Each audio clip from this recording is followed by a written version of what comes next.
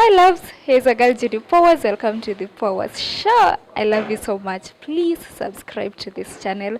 And if you're new here, we love guests. Karibu sana. It's about to go down. Karibu, karibu, karibu. Anna. Hi. Hi. Hello. Okay, you look so beautiful. You're here. Thank you. Okay, let's start by you telling us who are you and where you're from. So my name is Anne van Kampenhout and I am from the Netherlands. I live in Amsterdam. So I know the reason I'm having Anne in Power's show is because she's a very amazing filmmaker and we want to hear more from her. How did you start filmmaking? I started filmmaking because I actually wanted to be an actress, and so I auditioned for acting school, but I got rejected. So then I thought, maybe if I do film studies, then I can learn how to make a film and it will be easier once I try it again at acting school. But once I was in filming school, and I also wanted to do fiction films then, but once I was in filming school, we had a documentary assignment, and I loved it so much. We just went down to, it was someone who made saxophones, the instrument, and the way he talked about it and just the contact with him, it was so nice that I thought like this is what I meant to be doing. This is what I want to do. So I graduated as a documentary filmmaker, and that's what I've been doing. Does that mean you don't do any other type of film? No, well, I do sometimes TV shows or branded work, but it's mostly all documentary oriented. Okay, before we move on with the interview, what does the name Daudi means to you? Ah, well, it's my favorite name in the world. Why? Because I have a son, and his name is Daudi. I got you. Now, I want to ask you a very serious question. What is it about your vagina? About my vagina. So I think you are talking about the documentary that I made. Mm. So I made a documentary, and the title is My Fucking Problem, and it's about women for whom sex is painful.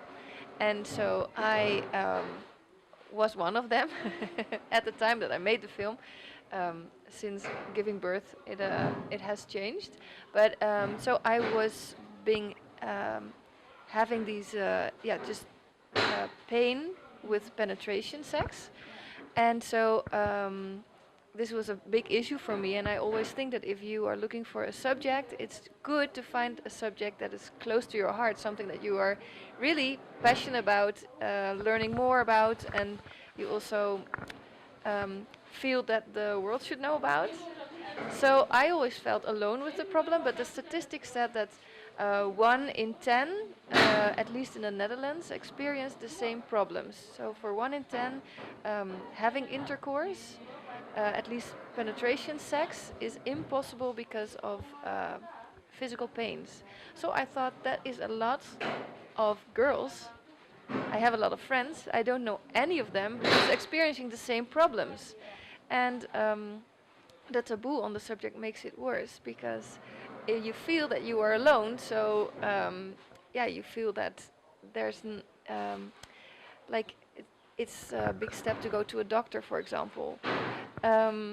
So that's why after some time, I thought I wanted to do this research not only for myself, but also to turn it into a documentary that could be helpful for others, and I think even for people who don't experience these problems.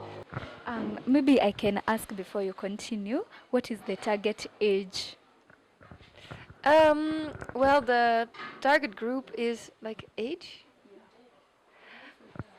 The age is, I think, everyone who is sexually active and experiencing these problems, but also people who are not experiencing problems in their sexual health per se, because I think that the film offers view from the people for whom it's not evident to have penetration sex. So this perspective, I've heard from people who've seen the film who said that that it was also interesting for them because it also talks about how do you deal in your relationship with your partner if things do not work the way you think it should be, and what is worse? Is it uh, not being able to have penetration sex while you can have other forms of sex, or is it the feeling of shame and the feeling that you are alone with this problem?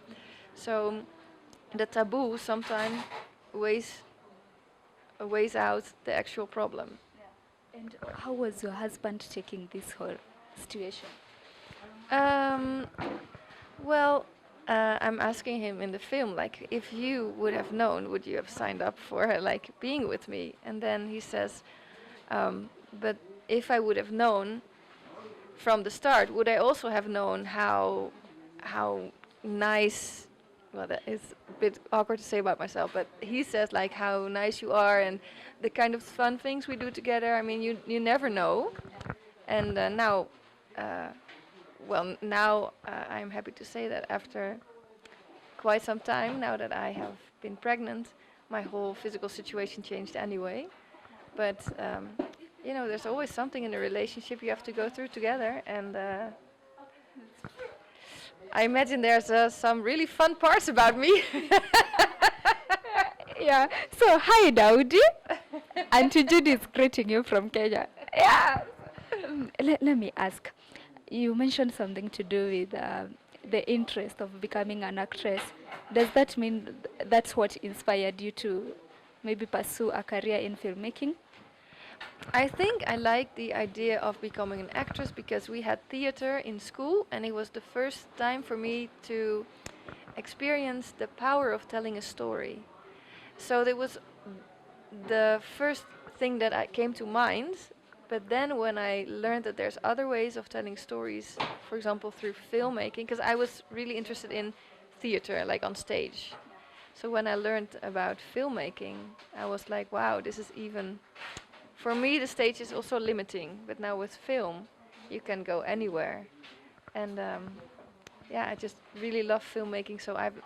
And I also think that now, when I was doing acting, but just as a hobby, but I was also always writing my plays, and I think that this suits me better.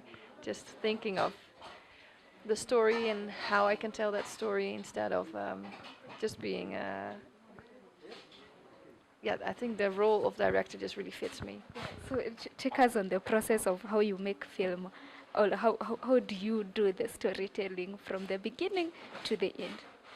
So, that's a big question because it takes a long time to make a film. Make it short. Well, it starts with a subject that you're really passionate about.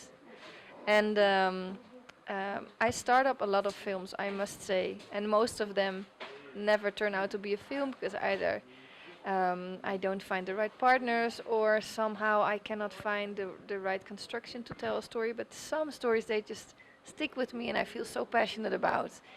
And then first I mainly work with Dutch film funds. So the way the Dutch system is set up is that the most usual step would be to look for a broadcaster first, and then a fund and a producer, like a production company is more what I mean. And then it's a lot of paperwork, a lot of writing.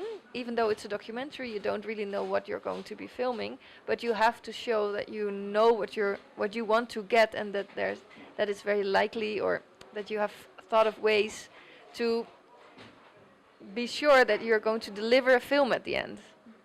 So this is always kind of balancing out, because a documentary you cannot write exactly what's going to happen, but you cannot say like, I'm going to film and well, let's see, maybe this happened, maybe that, So you have to have a very clear vision.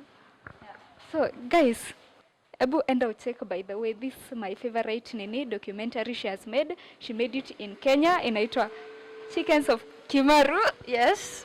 Yeah, it's a very nice documentary and you will love it. Alafu uniambia hapo kwa comments What do you think about Anne? Is she like the greatest I have brought in my channel? Because I think so far, so good. What is your favorite project that you have done, Well, according to you?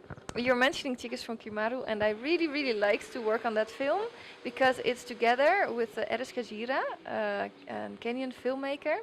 And so I have to say that the way that we work together is really that she is here on the ground. She's doing the filming, finding the characters, following up with them. And I have been here at the end of the, I think, yeah, we did the scripting long distance, like via internet, a lot of chatting and calling. Then she went to film and sent hard disks to the Netherlands. And I watched the material, and then the editing I did in the Netherlands. That is Eris. Eris is the one who is on the ground, who's doing the actual filming. So for me, it's just so inspiring to work with a filmmaker that way, like the collaboration. Okay, so Anne, what is the feeling of traveling and teaching, and you are doing it for free? So I'm doing it because I really, really love film, and I love to talk about film with filmmakers and to hear about how they are using their camera and what stories are that they want to tell. So the workshop that I'm giving here is on cinematography, and it's part of a series of masterclasses within the method of the Big Five Media method. Oh, this one. Exactly. So it's developed by Floor Komen, a way of working. He has a lot of experience as a chief editor in broadcasters. And so he developed this method. And he's doing this in the foundation Cinema Africa and in collaboration with Shift for Change. But anyway, thank you so much for watching. I love you guys so much. You know, for giving me your support since I started, and now we are really doing good. I love you. Please keep it locked. I love you for Anne. I just want to say thank you so much for coming to Power's show. Guys, it has not been easy to look for her. Like, for how many months? Imagine always calling her. I want you when you come to Kenya to feature in my Power's show. It has been a long waiting period. But anyway, finally, we are here. And what is the final word? Kindly subscribe before leaving. Would be to team up with other filmmakers and to just start making, even if it's with a phone, doesn't have to be expensive equipment, and then watch it. There's a lot to watch on YouTube, even tutorials on how to make videos, but really to team up. I think if you feel that fire burning, find other people who also feel that this story should be told, and just get started.